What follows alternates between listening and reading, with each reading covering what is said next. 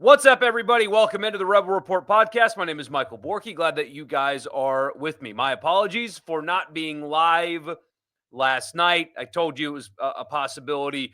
We're doing our radio show on the coast yesterday and didn't get out as fast as I would like or would have liked because downpour.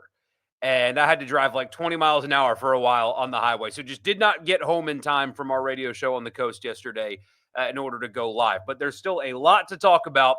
And so I'm going to try to do that in as condensed a form as possible for you on this Friday morning. Appreciate you guys being here. Subscribe to the podcast wherever you get them. Just search Rebel Report and subscribe and leave a rating and a review. And right here on YouTube as well, leave a comment, like, notification bell, all that good stuff. I read them. I love when you guys leave comments even after the fact on live stream. So do that here as well. And this edition of the podcast is brought to you in part by Toyota of Brookhaven. Check them out online at toyotaofbrookhaven.com, or if you live in the area off of exit 40 right there, of course, in Brookhaven. They will take care of you. You don't have to live in the area to get a great car buying experience. It is worth looking it up. It's worth the trip if you can take it, because they will take care of you, and they will also give you $1,000 on me. Just tell them that I sent you $1,000 off before anything else.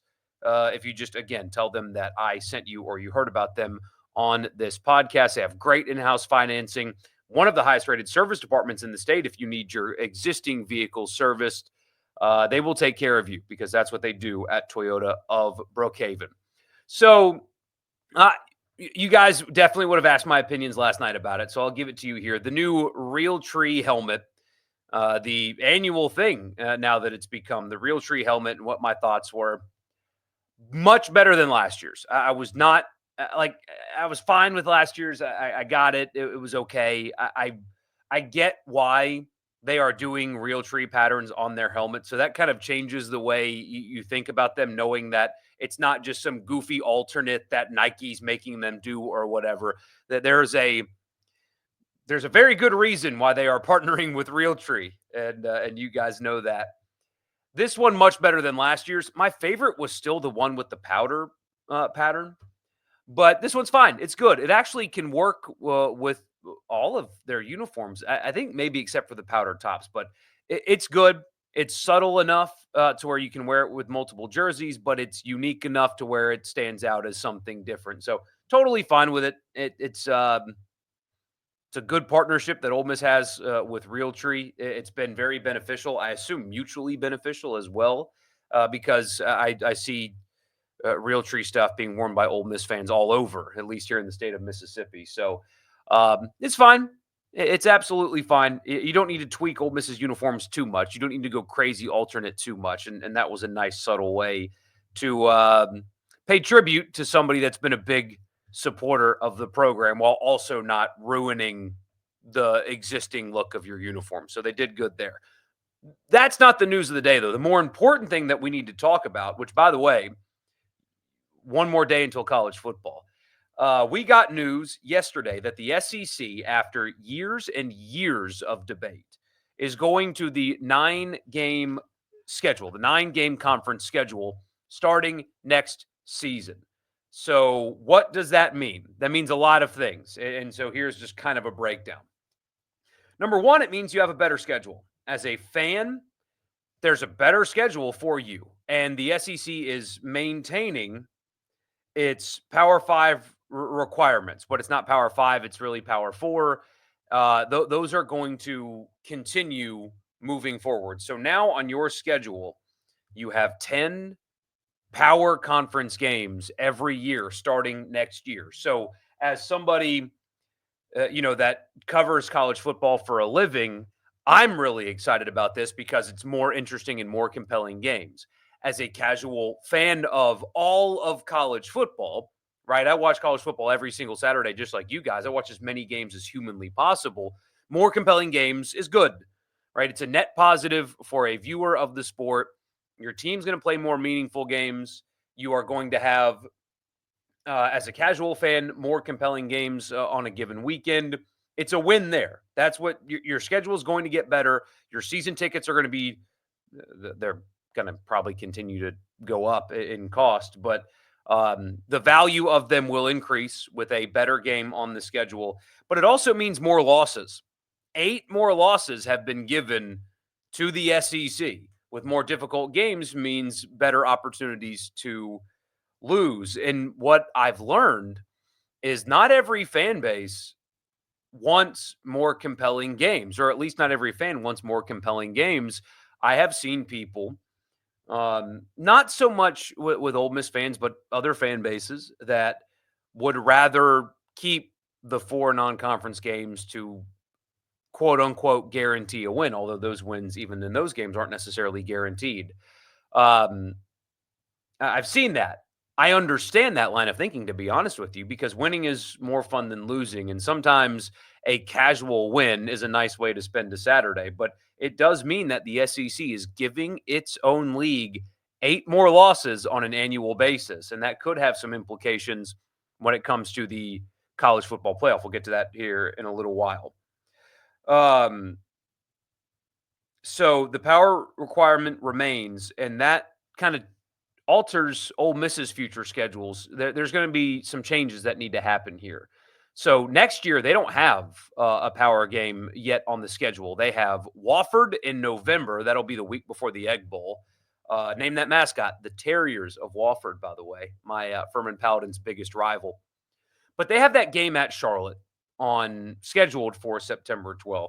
That game is already disgusting to me. I mean, it's just gross. Playing what is currently scheduled to be a home and home with Charlotte is something that I hope that they get rid of. I don't care if they're throwing a bone to alumni over there. Play NC State in Charlotte or something. But doing a home and home with Charlotte is gross, and I hope that goes away. Those are the only 2 games that Ole Miss has scheduled next year, and you would hope that the league would work with Ole Miss to make sure that if they're going to play a road game, they start with, because you're going to have an imbalanced schedule now with 9 conference games. You're going to play more road conference games than home conference games every other year. So if that game stays, maybe they work with them that way. But there aren't that many options for teams that are available in the other conferences to play next season. So I don't know what they're going to do. I heard a long time ago that they were looking into or trying to get into one of those kickoff games. Maybe that happens. Maybe you get some cancellations because that's going to happen around college football. So next year, they need to add somebody. In 2027, they also need to add somebody because it's Charlotte and Oregon State in Oxford, but Oregon State does not count anymore. They used to. Washington State does for this year for Ole Miss, but if you believe the release at its word, and you should, only the requirement is a team from the Big 12, the Big 10, the ACC, or Notre Dame. So Washington State and Oregon State were grandfathered into this with the existing agreement that they're not moving forward. So now in 2027, Ole Miss needs to add one, and they certainly can. Like, I'm not worried about their ability to do so, but I would like for it not to, but you could see that Oregon State game go away now because they don't count for that requirement anymore. Ole Miss needs to fill it in 2028. They need to fill it in 29. Oregon State, Ole Miss is supposed to go up there in 2030. You've got Virginia Tech and Purdue on the schedule for 32, 33, 34, and 37. So they're taken care of there. But Ole Miss has a lot of work to do from the scheduling front. There's going to be news from the scheduling front soon because they have to now, with Oregon State not grandfathered into that agreement and some open spaces, Ole Miss needs to fill that space. I'm very curious to see how they're able to do that.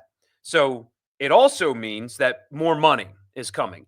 The SEC was never going to do this without getting more money from their television partner.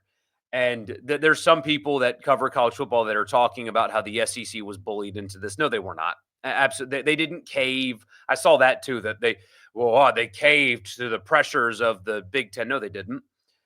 This was something that they've been discussing for years. I mean, we have talked about this on our radio show, both independently and with the athletic directors of both institutions, talking about the vote to go from 8 to 9 and why would you do that, and what would be the pros and cons? We've been talking about this for years, long before the Big Ten did this thing with the playoff. And the answer was always it came down to money. You're not going to add the extra losses unless the dollar amount was worth it, right? You're not going to add the extra game without the television partner increasing the payout per school, and reportedly it is going to be around $5 million per school per year to play this extra game. So if that report is accurate, then $5 million extra dollars for every school in the SEC. That is why they have decided to do this. Apparently the only reason why they took this long was some schools didn't like what their opponent rotation could be. More on that in just a second, but more money. That is why this is happening. It's not pressure from the Big Ten. It's not playoff negotiations. It was conference versus television partner. Ole Miss and everybody else in the SEC are getting more money per year to play this extra conference game. And then finally, the most fun conversation is the permanent opponents. So this will not be the pod system. And you might be wondering, what's the pod system? Where you would essentially separate the league into divisions of 4, and each team would play the other 3 teams in their division every year, and then the other 6 would rotate. That was an idea that was floated around. That is not what this is. It is a 3+6. Each team would have 3 different permanent opponents, and then the other 6 would rotate. And that's a really good thing, because now you don't have this thing where you go a decade without seeing your team play in a specific stadium, or without having a team in your conference come play at your stadium. Every 2 years, or twice in 4 years, you will play at every stadium in the SEC, or you'll play every team in the SEC. And so in a 4-year period, your team will play at every stadium in the SEC, and every team in the SEC will play at your stadium. I love that. That was something that I quote unquote complained about when I was in college. You don't get to see everything in the current scheduling format. This one, for players, depending on if they don't transfer 3 or 4 times before their career is over, but students in particular, and just fans in general, you're going to see your team play at every stadium in a 4-year period, and that's a great thing. And I'm glad that is here. But the fun conversation is, who is going to be the permanent opponents, and a lot of people are taking their best stab at who they think it is going to be. According to Ross Dellinger, the SEC is using 3 considerations for deciding each permanent opponent. And number 1 is geography, which kind of makes me roll my eyes, but that's what Ross is reporting. And if he's reporting it, that's what they're doing. Number 2 is rivalries. And number 3 is balance. So, okay, there's a lot of factors that go into that. Number 1, Ole Miss is going to play Mississippi State every year. Go ahead and pencil that in. Alabama and Auburn are going to play every year. Georgia, Florida is going to play every year, and so on. They're going to try their best to preserve as many rivalries as they possibly can on an annual basis. But most importantly, we'll have to see it in practice. But the line of thinking is they're going to try to create scheduling balance. There was conversation about how they're going to separate the league into a tier 1 and a tier 2 based on results over the last 10 years. And the teams in the top 8 would get 1 permanent opponent from the bottom and 2 from the top, and vice versa. So those on the bottom tier would get 2 from the bottom, 1 from the top. If they stick with that, which doesn't sound like they're going to use that as like a guide, maybe, but not necessarily the final decision being based on that. But Ole Miss would be still in the bottom tier despite their success over the last 4 years.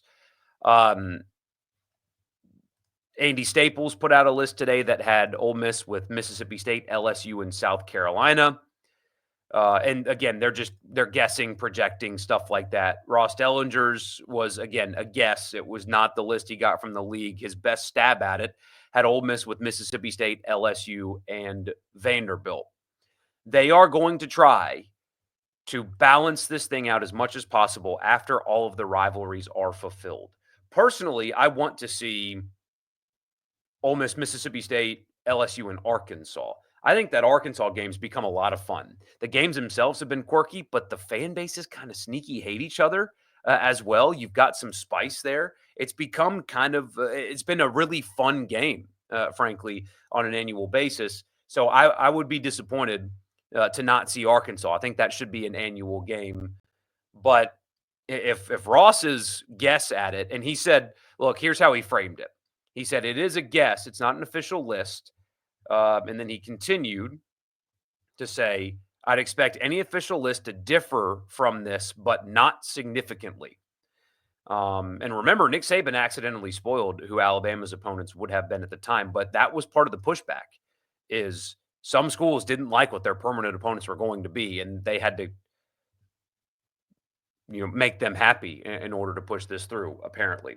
We'll see. So Ole Miss is definitely going to get, I say definitely, it seems like Ole Miss is going to get Mississippi State. You can guarantee that. And LSU. And I'm glad that happens. But regardless of who the third opponent is, whether it's Vanderbilt or Kentucky or Arkansas or whoever, you're going to be playing everybody else twice in a 4-year period. So that third permanent opponent is not all that important because you're still going to see everybody with some regularity. I had a friend say he wished that they could play Auburn every year. And I was like, if Hugh Freeze saves his job, Ole Miss is going to get a crack at him. I mean, that will happen because of how quickly these schedules are now going to turn over versus in years past when it would be 10 years before you could see somebody else again. So that is what this means. Better schedule, more losses, power requirement remains, more money, reportedly about $5 million a year, and you're going to have 3 permanent opponents, but 2 of which you already play every year anyway, and it's Mississippi State and very likely LSU. I'll tell you what's next after I tell you that the podcast is brought to you in part by Advantage Business Systems. Check them out online at absms.com. Advantage Business Systems has you covered. If you are a Mississippi business and you need technology anywhere in the state, they're based in Jackson, but they'll take care of you anywhere in the state. If you need technology in the office, absms.com is the website. Tell them that I sent you, and they'll hook you up with a complimentary office technology assessment. Also, Priority One Bank. They make you their priority every day. I was just at my Priority One Bank location this morning, and they took care of me great because that's what they do, and they'll do the same for you. Their online banking platform's awesome. Everything is local. They'll take care of you locally. If you need a loan, car loan, anything like that, it's somebody that you'll sit down with. You don't have to get on the phone and talk to somebody out of state because Priority One Bank makes you their priority. So what's next? Follow the order. Follow the order. Could be wrong about this. This is just a guess on my part, but during the college football playoff negotiations, do you expand to 16? Do you stay at 12? That stuff. You've seen the Big Ten's proposal to go up to 28. Apparently, that is a non-starter from the SEC's perspective. Like, they're not going to entertain that at all. Love to hear it because that's the dumbest thing I've ever seen. But during that negotiation, we learned that the SEC and the Big Ten hold all the cards. They control everything with the college football playoff. The other conferences lobby, have some input, but at the end of the day, it's the SEC and the Big Ten that control it all. The Big Ten said that the 5+11 model that the SEC was publicly pushing for, and privately pushing for, by the way, they were pushing for both publicly and privately. The Big Ten said no, unless you go to 9 conference games. And this happening doesn't mean that the Big Ten's just going to say, okay, well, we'll do that for you too. It's all negotiating, but that was the conversation, right? What's interesting about that, though, is the SEC always wanted to go to 9 conference games. They just wanted more money. Like, that was always a conversation, but they needed the money first. And so does this mean that the Big Ten is going to allow the SEC to get the schedule, the playoff format that they want?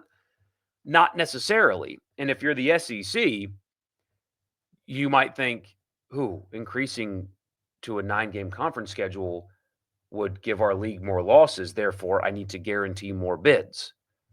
That is most certainly a valid line of thinking. But remember what also happened this week. the SEC was lobbying hard behind the scenes to change selection criteria.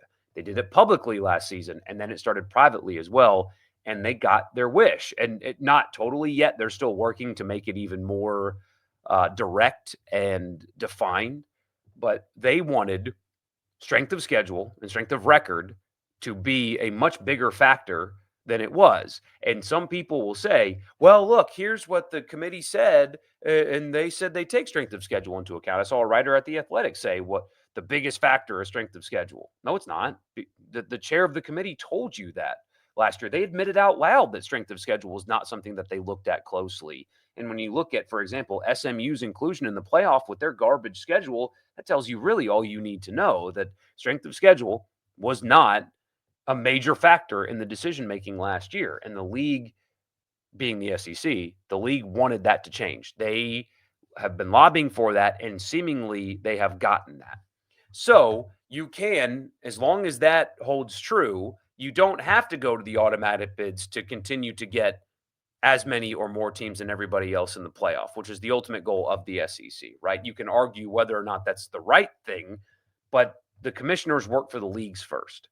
It's exhausting seeing people think that Greg Sankey needs to work for the betterment of the Big 12. It's always ridiculous. Like, he needs to do what's best for the sport. No, his job is to do what's best for his 16 member institutions. But follow the order. The SEC got more money, so they went to 9 conference games. They got strength of schedule to become a factor. And now 5+11 is a very palatable playoff format. It's what the league wanted. It's what privately they were telling people that they wanted.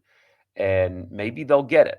Or maybe this will scare them into doing the 4-4, 2-2, 1-1 garbage, automatic bid, just awful, awful playoff format that really is unjust in every way, shape, or form, because the strength of these leagues changes often.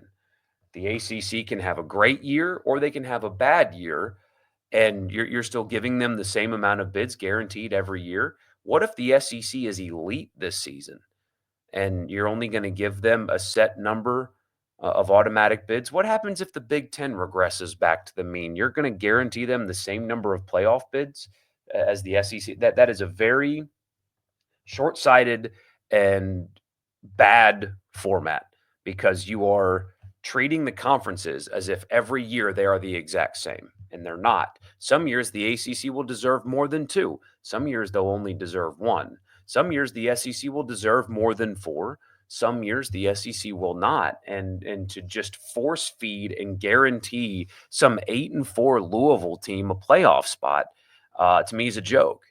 And I hope that the SEC continues their pursuit of the 5+11, because that was absolutely what they were pursuing last time. And I hope that this format does not change that, because the automatic bids playoff format with the imbalanced conferences and their bids makes no sense. It absolutely makes no sense at all. A meritocracy still needs to apply here to some degree anyway, not just your conference affiliation with a decent enough record to fill into a predetermined spot that you didn't deserve. Don't love that at all. But that is what's next, is playoff negotiations. What does this mean? And then hopefully Ole Miss canceling some games against non-conference opponents that you're playing in their stadium, like Charlotte, for example, or a game at South Alabama that, to me, does not need to happen either. So we'll see how Ole Miss handles it, but ultimately good for the fan. This could be worse for some teams and some coaches that have performance-based incentives on making bowl games and stuff like that, but more interesting schedules on the horizon for sure. Appreciate you guys being here. We'll be back live on Sunday because, guys, Sunday starts game week. We'll see you then.